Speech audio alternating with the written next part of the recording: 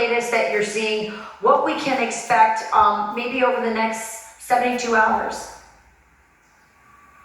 Well, good morning and thank you for having me. Thank you for this question. Let me first at the outset describe to you what Iran means for us in Israel. Iran is an existential threat to Israel. For years, they are developing their nuclear program, they are developing a missile program aimed to destroy Israel, and they are spreading terror all over the region.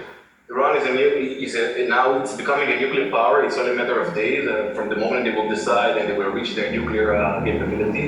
This is a very serious existential threat to Israel. They actually, they declare it out loud, all their leaders, repeatedly.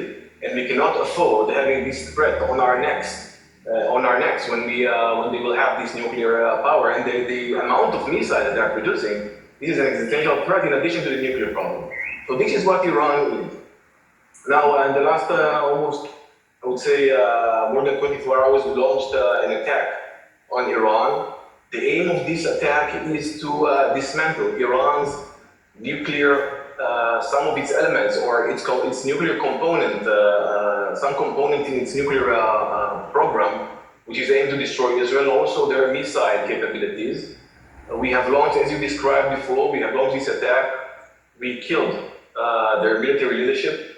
Just to give you an example, one of those who died at the meeting you just described is Mr. Ali Khadizadeh. He was the so-called Air Force commander of the IRGC, the Iranian Revolutionary Guard.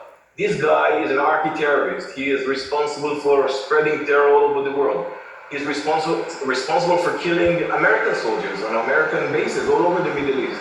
He is the one who ordered the attack on the Aramco petroleum facility in Saudi Arabia. And he, above all, he is the guy who is responsible for what they call the plan for the destruction of Israel. He is the guy who planned this plan. He shared it with their proxies all over the region. So for us, killing him and about 30 of people like him means removing a serious threat on Israel. Now, moving on with your question, I would say we paved the way in the last few hours. The Israeli Air Force has paved the way to Tehran, the capital of Iran. Now we can act freely from West Iran all the way to Tehran, and the Israeli Air Force is acting now above Tehran and West Iran itself. So over the past 48 hours, has there been anything that has happened either in terms of you all's initial attack or Iran's response that has surprised you?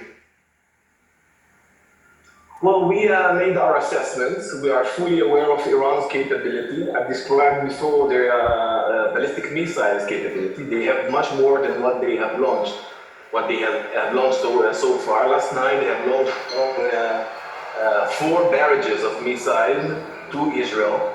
The difference between us and them, we are aiming at military targets, and they are aiming at our civilian, a center of civilian populated areas, like the center of Tel Aviv. So we are not surprised. This is Iran. Our air defense systems are the best in the world, as you know, Iron Dome, Arrow, and so on and so forth. But it's not perfect, and some of those missiles hit the Tel Aviv and its outskirts. We are ready for any other threat coming from Iran. We are ready for more barrages like this. General Devlin, thank you for joining us. I know this is a tumultuous time for your country. Thank you for taking the time to join us today.